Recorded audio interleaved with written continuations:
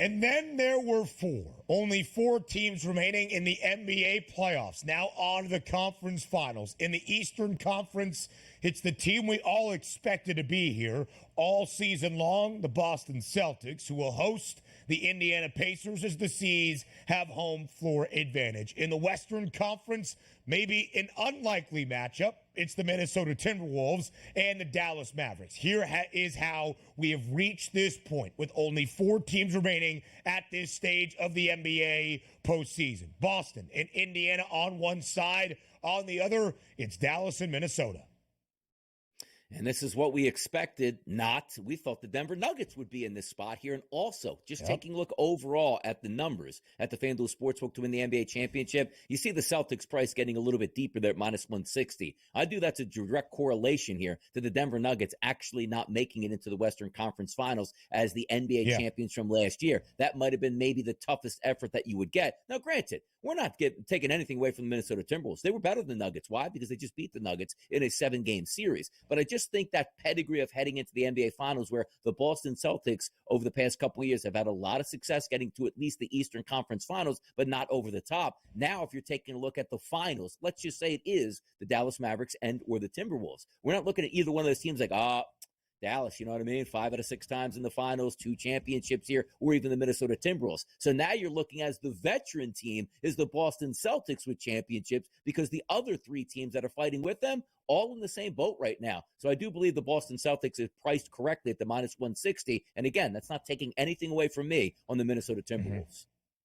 The Celtics, through most of this second round, the conference semifinal series, were booked around a minus 130, minus 140 odds-on favorite. Getting into the second round, even at times in the opening round with the carnage in the Eastern Conference, Boston flipped to minus money, an odds-on favorite to win the NBA title. Now minus 160 because of the perceived weakness on the other side. The top seed in the conference, Oklahoma City, ousted by the Dallas Mavericks, the Minnesota Timberwolves, of course, knocking out the reigning NBA champs, the Denver Nuggets, who through a good majority of the season, DRS, were booked as that other.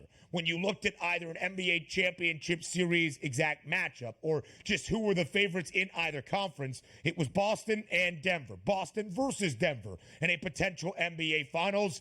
Now the Nuggets are no longer there. And when you look at the Eastern Conference title odds, you even paint a further path to the NBA championship odds. But really, for Boston, Donnie, as a minus 1250, hefty outright favorite to win the Eastern Conference crown in a best-of-7 series against Indiana, that minus 160 price is only an indication that either of these two teams, Minnesota or Dallas on the other side, is by far Boston's best test, because you see the Eastern Conference title odds for the Eastern Conference Finals. Minus 1250 is the number in favor of the C's, who, oh, by the way, were minus 1250 before game number 1 of the second round against Cleveland, minus 1500, if not greater than that, entering round number 1 against the Miami Heat. Probably greater than that, closer to minus 5,000 after we got the official confirmation that Jimmy Butler would not play in that opening round set. Yeah, you take a look at the pathway towards an NBA Finals. Not even talk about winning it, Ben, for the Boston Celtics, but it seems to be one of the easier ones we've seen, at least over the past 20 years. Now, also, how does that play out? Now, if you equate it to football terms, right, in college football, you play in a weak division, let's just say the ACC. You run through that division and that conference all the way through the season when you have teams like in the SEC getting battle-tested, having adversity on week to week, meaning you need late scoring drives to beat football teams. The reason I'm bringing that up is we haven't seen that of the Boston Celtics. You got an injured Miami Heat team. Yeah, they surprised them in game number 2, but then wiped them off the court. Same thing with Cleveland, surprising game number 2, then wiped them off the court. We're expecting them to wipe the Pacers off the court. Now, granted, coming into the series, the Pacers aren't banged up and injured. Like, you weren't getting a hobbled Cleveland team and a hobbled Miami Heat team from what you have in those first 2 series.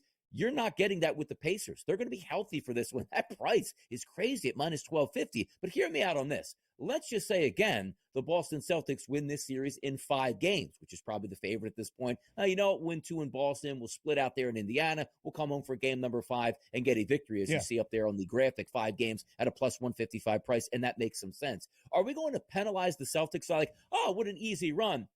5 games, 5 games, 5 games. When you take a look at the Western Conference, where these teams are going to 6 and 7 games with absolute wars, and we don't even know how the Western Conference Finals are going to turn out. That's something to look at here, but also there's something to be said for the Boston Celtics not having that wear and tear. Those high leverage situations aren't there, so they're not stressed out as if the other teams in the Western Conference just taking a deep breath when they get to the finals, like, man, that was a tough run, when the Celtics are rested and ready. Yeah, listen, there's going to be those narratives already starting to build, because also whoever they face from the West, it's not the reigning champs, the Denver Nuggets. It would be the first NBA Finals appearance in a very long time for either Minnesota or Dallas more recently. But really the story here is Boston having the championship pedigree of these 4 organizations now on to the conference finals round. Boston, of course, one of the most historic organizations in the history of the National Basketball Association. 17 NBA titles, but none since 2008. Only one in this current millennium. That was 2008. Only one since 1986. Also 2008. For a Celtics team that has reached the Eastern Conference Finals 3 consecutive seasons in 4 of the previous 5 NBA years, now is the time to make good on what was expected. And frankly, Donnie, it was expected. The story entering this year was the Big Four, the 2 teams from the Eastern Conference, Boston and Milwaukee, co-favorites to win the NBA championship, and the other 2 from the Western Conference right behind, the Nuggets and the Suns. Boston, the only team of the Big Four to even reach the conference finals round, because the Celtics before the year, plus 380 to win the NBA title, plus 120 at the start of the postseason, and now minus 160. Favored all along. You can see how the odds have moved for the other 3 teams reaching this stage. Indiana 260 to 1 before the year got started. Now 26 to 1 because they match up against the Celtics. Minnesota 55 to 1, 16th of 30 NBA teams before the year got started, even tied for the 7th best price because they were an underdog in their opening round series ever so slightly against Phoenix. And the Dallas Mavericks, actually a pretty good price entering the postseason at 16 to 1, top 5 number to win the NBA championship, but now no longer the favorites to win the Western Conference crown. That's the Timberwolves, who have home floor advantage.